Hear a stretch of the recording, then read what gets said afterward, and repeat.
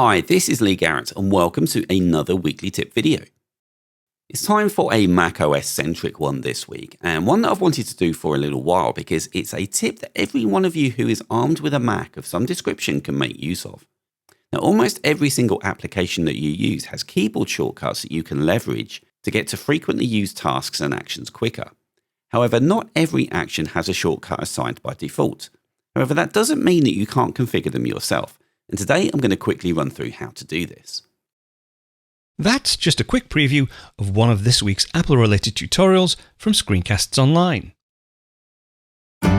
Screencasts Online is your premium source of Apple-related video tutorials. All of our members get access to brand new, up-to-date tutorials each week, as well as unlimited access to our entire video archive full of Mac and iOS-related tutorials. You can stream and download all of our videos on your Mac, iPad and iPhone, and even your Apple TV using the members-only Screencasts Online Apple TV app. Membership also includes a complimentary subscription to the digital Screencasts Online monthly magazine, published each month and packed with videos, articles, reviews, as well as hints and tips covering all aspects of the Mac, iPad, iPhone, and all of the other fantastic Apple products.